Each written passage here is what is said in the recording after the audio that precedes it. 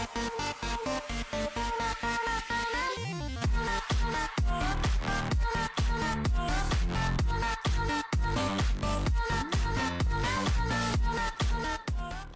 guys, Alex here from gamingroad.net. Today I'm going to be reviewing Resident Evil Revelations 2 for the PC, Episode 1.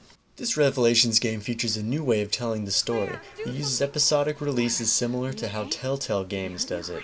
This particular episode takes about 2 hours to complete in its entirety. Also included is a raid mode similar to the other games. There is a bit of DLC you can download for this mode too, however it is not required. Co-op was supposed to be in this game, but it seems Capcom dropped it without telling anyone. However, clever modders are already digging through the code to re-enable a local co-op mode.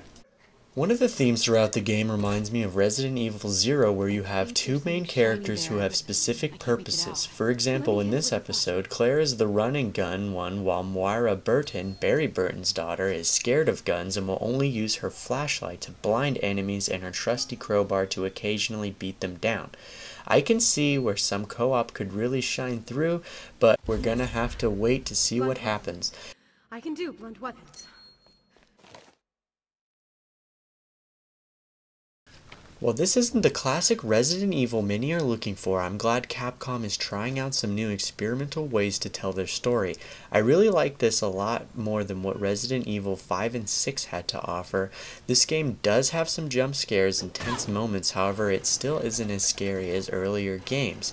Enemies are predictable when and where they'll come from. It seems like every time you flip a switch you can expect an onslaught of mutants headed your way, followed by tense music.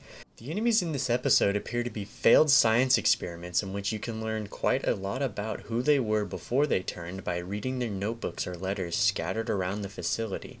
It's a nice touch, and I have always enjoyed things like that in Resident Evil games. The combat with the mutants does get a bit repetitive. You do the same combos and you're usually left knifing them many times because they are all pretty spongy and don't go down very easily.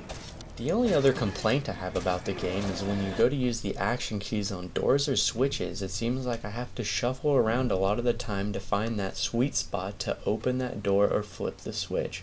Other than that, I think that Resident Evil Revelations 2 is a step in the right direction for Capcom for a more in-depth storytelling side game. It certainly isn't survival horror, however it still shines through with its ability to really give you an inside look to Resident Evil lore from a much different perspective. Hopefully they fix the constant crashing that most users are experiencing and really iron out development so everyone can have a chance to experience this game.